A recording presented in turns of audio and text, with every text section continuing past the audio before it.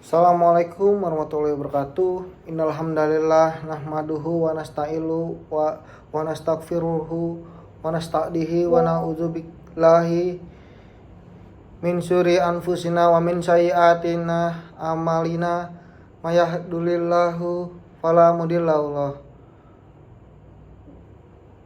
wa man yudlil fala hadiyalah. Asyhadu alla ilaha illallah wa asyhadu anna Muhammadan abduhu wa rasuluh. Allahumma sholli wa sallim wa barik ala sayyidina Muhammad wa ala alihi wa sahbihi wa man ihtada bi hudahu ila yaumil qiyamah. Amma ba'du faya ibadallah usihni nafsi wa yakum bitaqwallah faqad fazal muttaqun. Wa qala ta'ala ya ayyuhallazina amanu taqullaha haqqa tuqatih wa la tamutunna illa wa antum muslimun. Shadaqallahul azim. Hadirin yang dirahmati Allah oleh Allah Subhanahu wa taala, pada kesempatan kali ini saya ingin berbicara tentang pentingnya bersyukur atas nikmat-nikmat yang diberikan oleh Allah Subhanahu wa taala. Bersyukur merupakan salah satu ajaran agama yang sangat penting dalam kehidupan kita sebagai umat muslim. Allah Subhanahu wa taala berfirman dalam Al-Qur'an surat Ibrahim ayat 7 yang artinya, dan ingatlah juga tatkala Tuhanmu memaklumkan, sesungguhnya jika kamu bersyukur pasti kamu akan menambah nikmat kepadamu, dan jika kamu mengingkari nikmatku maka sesungguhnya azabku sangat pedih. Bersyukur adalah sikap hati yang mengakui nikmat-nikmat Allah Subhanahu wa taala dan merasa puas dengan apa yang telah diberikannya. Dalam setiap langkah hidup kita terdapat begitu banyak nikmat yang kita terima dari Allah Subhanahu wa taala. Mulai dari nikmat kesehatan, rezeki, keluarga, persahabatan hingga nikmat iman yang membuat kita menjadi umat muslim yang diberkahi. Sayangnya seringkali kita terjebak dalam kebiasaan yang tidak bersyukur dan mengabaikan nikmat-nikmat tersebut. Dalam tema kali ini ada beberapa poin, yaitu mengenali nikmat-nikmat Allah.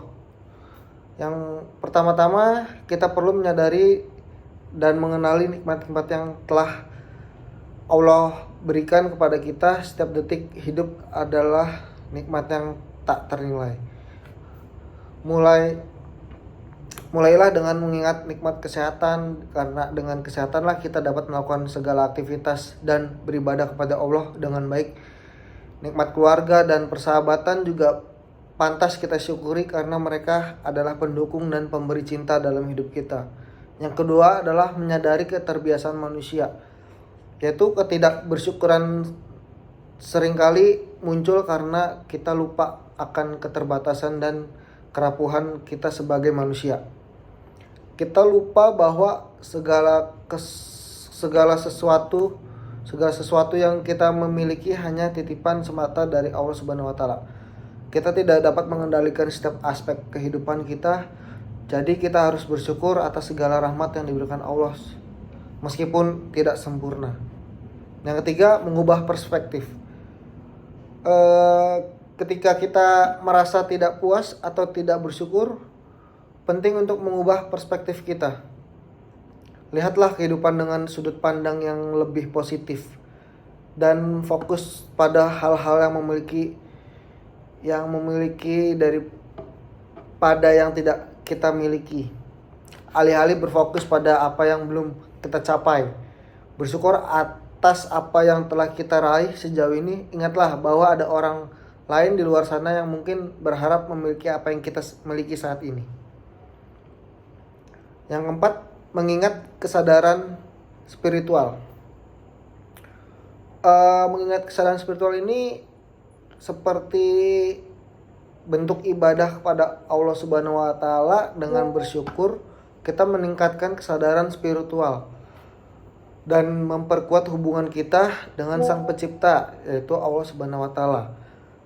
Perbanyak zikir, tentunya doa dan ibadah sebagai wujud syukur kita kepada Allah atas nikmat-nikmatnya. Dalam Al-Quran surat As-Sabah ayat 13, Allah berfirman yang artinya, Dan apabila kamu mempersembahkan syukur kepadaku, sesungguhnya aku melapangkan untukmu jalan yang terus menerus.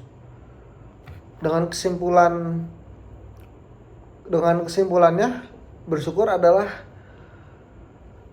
sikap hati yang sangat penting dalam kehidupan kita sebagai umat muslim. Nikmat-nikmat yang kita berikan dari Allah Subhanahu wa taala begitu banyak yang tak terhitung.